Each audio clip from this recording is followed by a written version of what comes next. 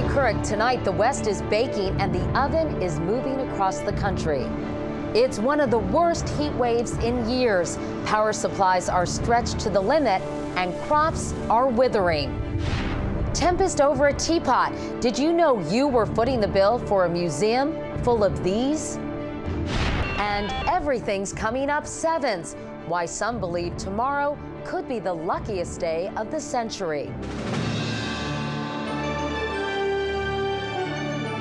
This is the CBS Evening News with Katie Couric. Hello, everyone. You expect hot weather in the summer, but tonight it is downright dangerous on the West Coast, and the wicked weather is heading east now. How hot is it? In many western states, temperatures have been 10 to 25 degrees above average this week. In Phoenix, the thermometers hit 110 degrees 15 times already. That usually happens only 10 times during the entire summer. And the heat is taking its toll on crops as well as people.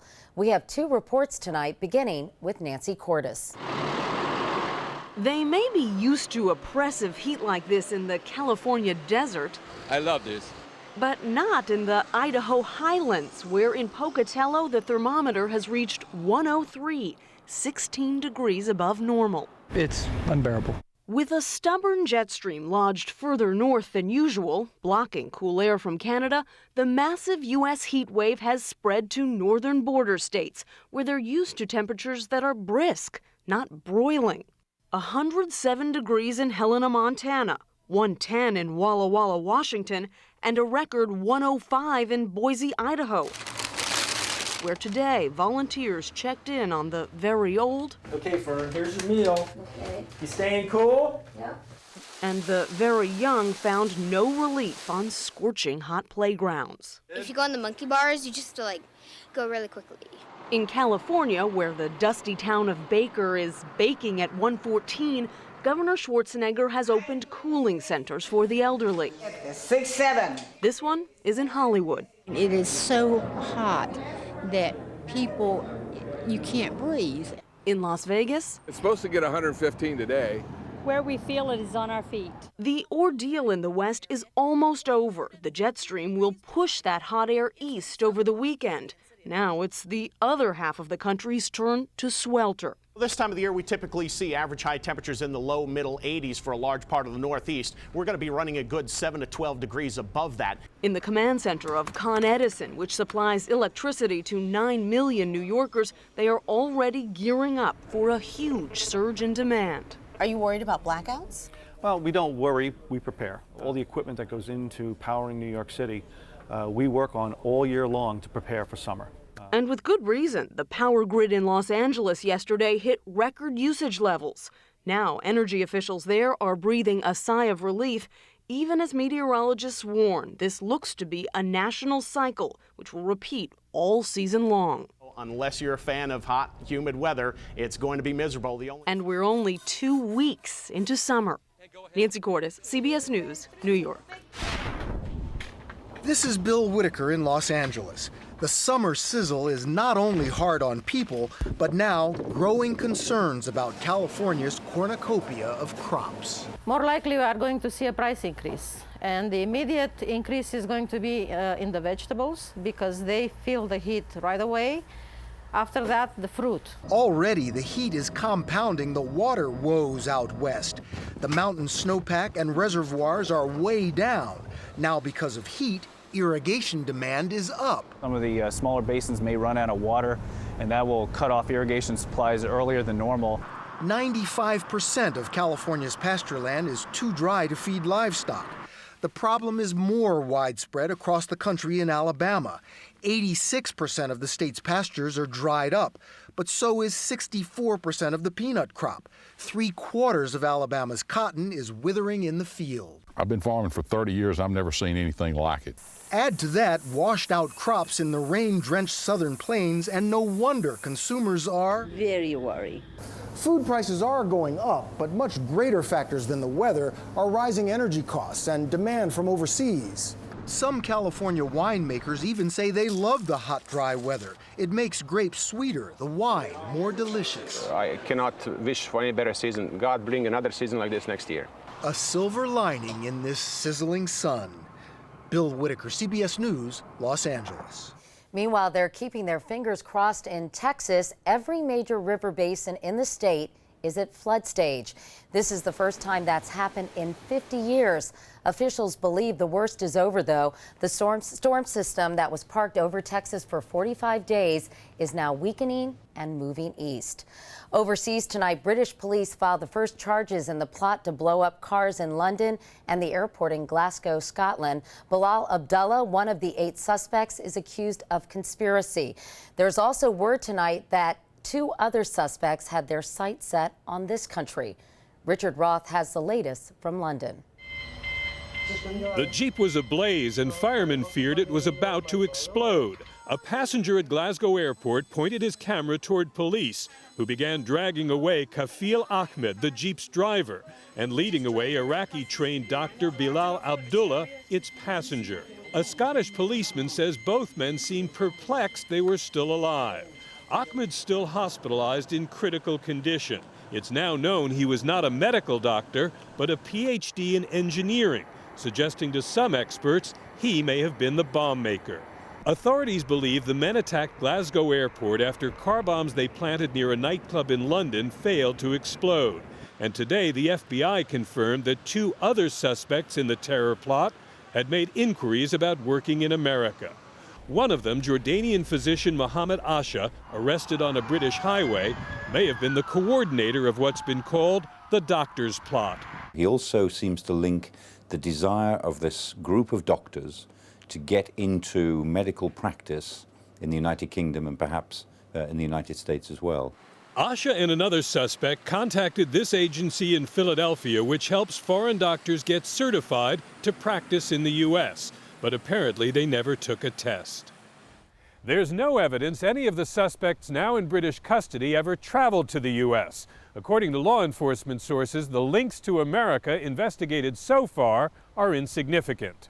But it's hardly a closed case here, where there's worry about security on a weekend full of big events, from tennis to the Tour de France. Richard Roth, CBS News, London. There is much more CBS News ahead. As we said, tomorrow is 7707. Later in the broadcast, we'll take a look at this most mystical of numbers and why 7 counts so much to so many. Next, though, would you travel to a tiny town to visit a museum filled with teapots? You might as well. You paid for it.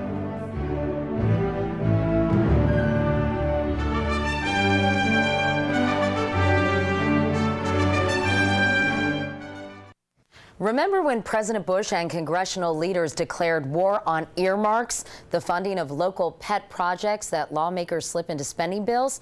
Well, so far, it's not much of a war. Since January 1st, members of Congress have bombarded the House Appropriations Committee with 33,000 earmark requests. Capitol Hill correspondent Cheryl Atkinson is investigating some of the projects that you, the taxpayer, are already paying for. Tonight, the tempest over a teapot museum in the tiny town of Sparta, North Carolina. Here's Eye on Your Money.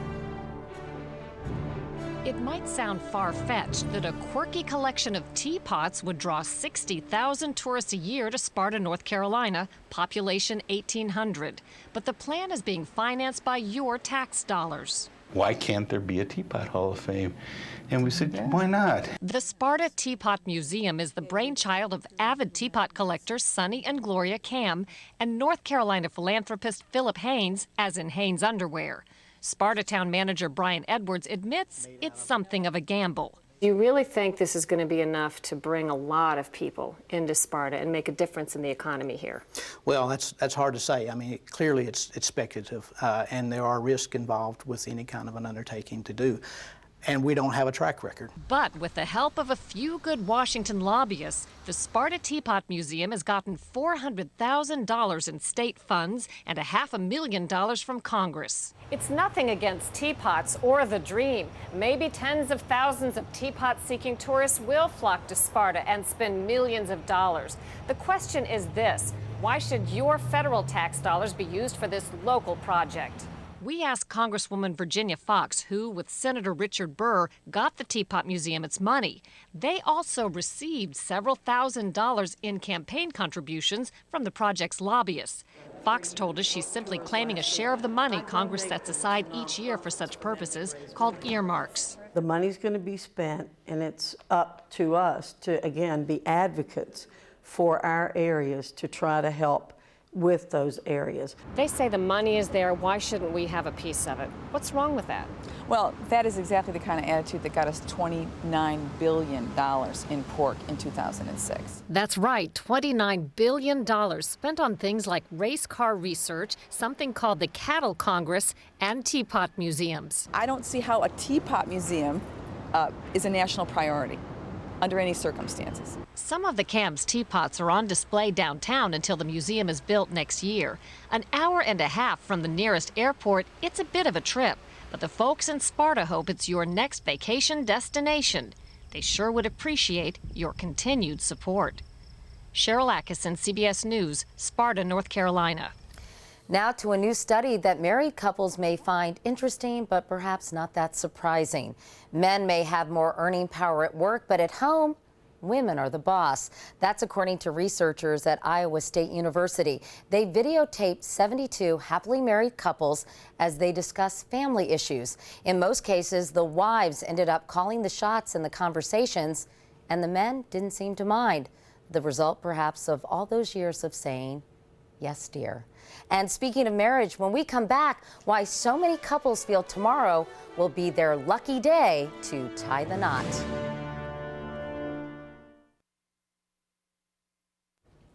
In case you hadn't noticed, tomorrow is a special day. Your calendar may say July 7th, but it's no ordinary July 7th.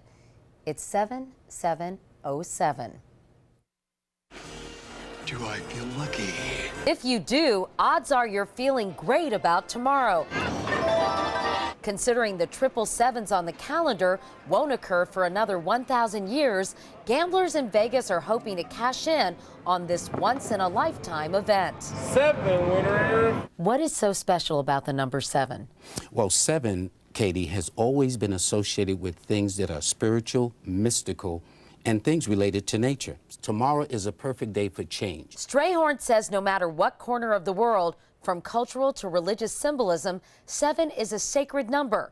There are 7 days of the week, 7 colors in the rainbow, 7 wonders of the world. And some people consider it the perfect storm to set their wedding date. I feel lucky to be part of the lucky day. Catering director Cheryl Kahn Bracco is getting ready for a couple who is making the date part of the decor.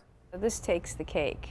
7707, lucky date. People were, giving us calls saying, are you available? What's available 77, and we were already booked a year and a half in advance. According to theknot.com, a wedding planning website, 38,000 couples are tying the knot tomorrow, triple the number that usually take place on a Saturday in July.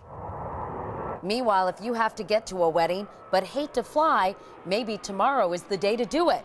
That is if you're booked on a Boeing 777. Good luck. Even the New York State Lotto has run out of the 777 combination. The comma is here. The 7s are in. We're in, honey. That combination reached its $5 million wager ceiling, and the state won't sell any more for Saturday's drawing. But there's no ceiling in Vegas. Gamblers are flooding into Sin City. We will be gambling tomorrow. Just if in case it's lucky, we'll be there. So after the excitement of this is over, should we look forward to August 8th, 2008? Yes, and in fact, numerically, 8 represents money, power, authority, achievement. We're open for next year, 8808, and we're going to be very aware of that date now. So couples, start making your plans now. Speaking of Las Vegas, some people there were not so lucky this morning. A man opened fire on gamblers at the New York casino. 4 people were slightly wounded. Another was injured escaping. The gunman was arrested after he was subdued by 2 off-duty military reservists. Up next, 2 American towns giving each other the cold shoulder over who invented the ice cream sundae. What better way to end a hot Friday than with an ice cream sundae? But there's a Cold War being fought between 2 towns over which can claim to be the birthplace of that decadent dessert. As Steve Hartman first reported last year, neither side is ready to chill out on the subject. Here's tonight's Assignment America. On the shore of Lake Michigan, in the town of Two Rivers, Wisconsin, they've got one of the largest historical markers you'll ever see. 28 square feet of homage to the ice cream sundae. This is the home of the sundae. Greg Buckley is the town manager, and he says it was a guy named Ed Berners who came up with the idea. The rest is ice cream history. Well, not quite. To make a short story long, there's a whole nother version, set in a whole nother town, Ithaca, New York. Oh, I firmly believe Ithaca's the home of the sundae now. This is Bruce Stoff. Oh, 100%, yeah. He's with the Ithaca Visitors Bureau. And what was the name of the shop? It was Platt & Colt's Pharmacy, and this is where it was. They even have a marker, just like Two Rivers. Well, not just like. That's it? It's not about the size of your sign, it's about the truth behind the sign. Their feud began last summer when Bruce started promoting Ithaca as the Sunday's true birthplace. Two Rivers then issued a proclamation demanding, mostly tongue-in-cheek, that Ithaca cease and desist with its claim, since Two Rivers was the true birthplace. No, it isn't. Yes, it is. Ithaca responded with an ad in the Two Rivers newspaper, basically saying, oh yeah? Prove it. Two Rivers said, you prove it. And Ithaca said, okay. You're an idiot. Bruce went back through old Ithaca Journal newspapers. All right, we're getting close. And in the paper dated April 5th, 1892, he found a tiny ad. There it is. Cherry Sundae, a new 10-cent ice cream specialty served only at Platt & Colt's. This is why I so firmly believe that the sundae was made in Ithaca. So you concede that they're the winners? No, we would concede that they are the birthplace of newspaper advertising for the ice cream sundae. Greg says Ed Berners invented the sundae 10 years before that ad, which is why his town isn't giving up without a fight song. Others try to claim the sundae started in their town. Needless to say, the war continues to escalate. And although there may never be a true victor, at least in this war, both sides get the spoils. As we shout out to the Ed was first! Ed was first! And we have this update. Last week, 2 recent graduates of Ithaca High School said they found yet another old newspaper story that proves the sundae was created in their town. But Two Rivers still isn't ready to throw in the spoon. Next Friday, Steve will have a story about a former prisoner who used his time behind bars to learn an unlikely skill, embroidery. If you'd like to suggest a story for Steve, go to cbsnews.com and simply click on Assignment America. Tonight's Assignment America segment is sponsored by ExxonMobil, taking on the world's toughest energy challenges. And that's the CBS Evening News for tonight. I'm Katie Couric. Thanks so much for watching this week. Have a great weekend. Good night.